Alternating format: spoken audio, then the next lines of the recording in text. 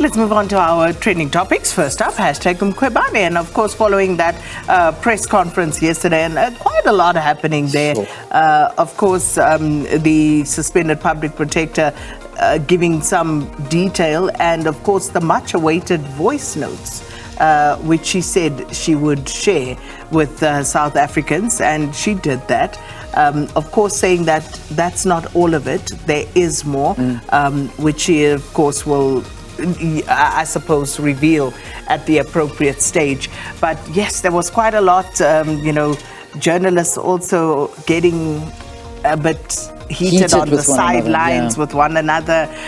There was a lot going on there. Voice recordings, WhatsApp transcripts. So it really was something that unfolded yesterday. But we will be sort of showing you a little bit more of it, and we'll also get some analysis, in fact, from it. But that'll happen in the third hour of the program. So that is something that we will be bringing forward for you this morning, just to get a little bit more from what happened yesterday with Busisiwe Mkhwebane. AGOA, also a big trending topic and a massive conversation yesterday. So there was a letter doing the rounds, and of course it has been, Clayson Monyela from the Foreign Affairs Department had acknowledged this letter from 4 US Congress members that was addressed to the Secretary Antony Blinken, urging the State Department to relocate the African Growth and Opportunity Act Forum meeting that's scheduled to be held in South Africa later on this year. And so Clayson goes on to say, I've received inquiries seeking a response to this matter.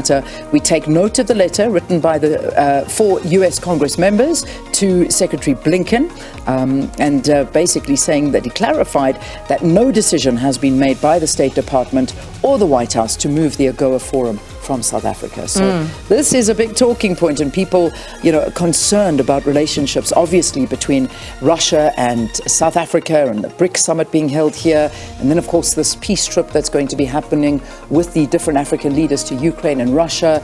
And then there's just so much happening in the background. And the US and many senators not happy with what they're seeing in the stance South Africa's taking. And these are some of the repercussions that no doubt will be rolled out given South Africa's stance in the Russia-Ukraine war situation.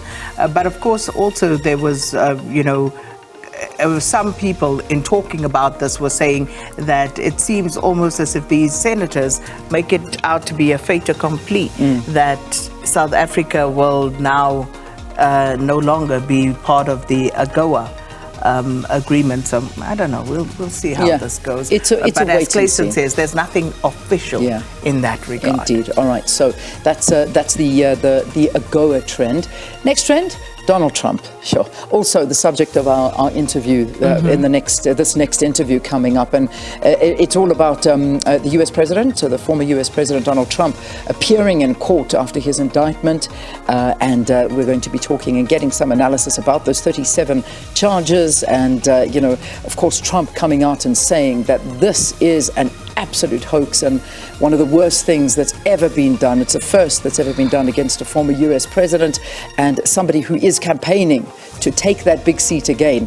And he's fuming, but these charges are very serious. So very serious, but no surprises. Even at the time when he was leaving office, this was one of the more contentious issues because it was already, raised. The alarm was raised about Trump removing sensitive documents as he left the White House. But yeah, no surprises here. But it remains to be seen how far it's going to go. Indeed. All right, there we go. That's Trump. And then just stay tuned, as we said, for the interview. That we'll get more on that. And then MultiChoice. So I take it this is about their financial results more than anything. Yes, it is. Yeah. It seems as though MultiChoice are having a bit of a rough time.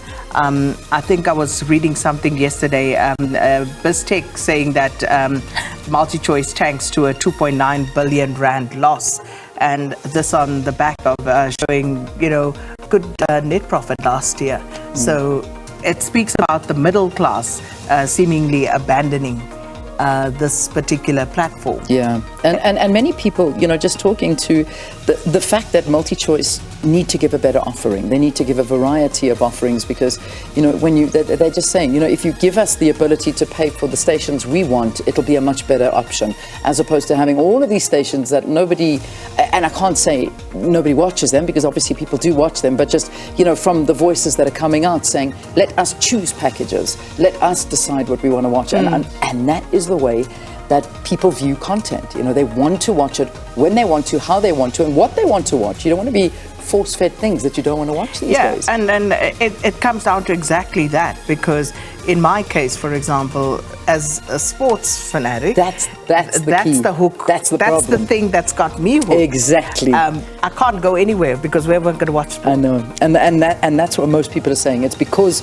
of the sport. All the other channels are, by the way, if you are a big sports fan, and that's why you do it. So many people just trying to find alternatives of where they can watch, and streaming services, streaming devices, and those abilities are just taking over. Yeah. They really are, and so I think MultiChoice feeling. Price point is very important. If you look at what those alternative offerings cost as compared to what you pay MultiChoice, that's also a big factor in these tough economic times. All right, those are our trending topics for this morning.